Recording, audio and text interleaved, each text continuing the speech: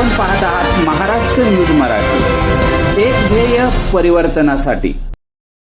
पुणा कॉलेजमध्ये नशाविरोधी विशेष जनजागृती कार्यक्रम।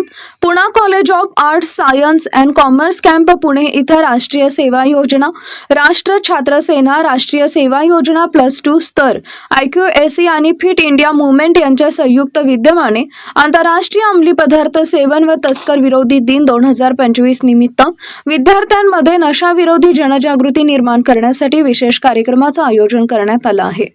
कार्यक्रमाचे आयोजन प्राचार्य डॉक्टर इकबाल शेख आणि उपप्राचार्य प्राध्यापक आगा इम्तियाज यांच्या मार्गदर्शनाखाली करण्यात आले।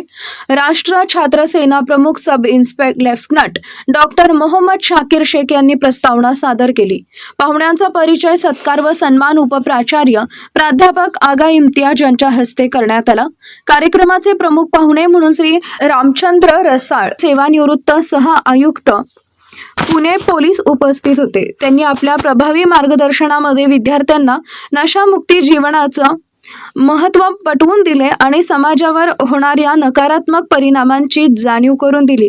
त्यांनी तरुणाईला सामाजिक जबाबदारी स्वीकारून नशाविरोधी चळवळीत सक्रिय होण्याचं आवाहन केले आहे। प्राचार्य डॉक्टर इकबाल शेख यांनी विद्यार्थ्यांना सामाजिक बांधिलकीची जाणीव करून देत प्रेरणादायी विचार मांडले।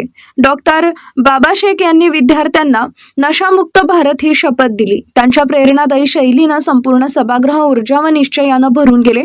आसमा रमजान, खालिद पटेल आणि एजाज शेरडे यांच्या मार्गदर्शनाखाली नशामुक्ती व त्याचे परिणाम या संकल्पनेवर आधारित भित्तीपत्रक स्पर्धा, पोस्टर प्रदर्शन आणि घोषवाक्य लेखन स्पर्धेचं आयोजन करण्यात आले। कार्यक्रमाचा यशस्वी समन्वयक शेख असद, राष्ट्रीय सेवा योजना +2 समन्वयक डॉक्टर गुलाब पठाण, क्रीडा शिक्षक प्राध्यापक इम्रान पठाण, प्राध्यापक इम्रान मोमीन, प्राध्यापक अमित खराडे आणि प्राध्यापक शेख अस्मा यांनी कार्यक्रमाच्या यशस्वीतेसाठी विशेष प्रयत्न केले। या कार्यक्रमात 350हून अधिक विद्यार्थी व स्वयंसेवकांनी सक्रिय सहभाग नोंदवला आणि नशाविरोधी जनजागृतीचा प्रभावी संदेश दिला। कार्यक्रमाचं सूत्रसंचालन प्राध्यापक जुबेर पटेल यांनी केले व प्रास्ताविक आभार प्रदर्शन वसुधा वाहवाळ NSS +2 यांनी मानले।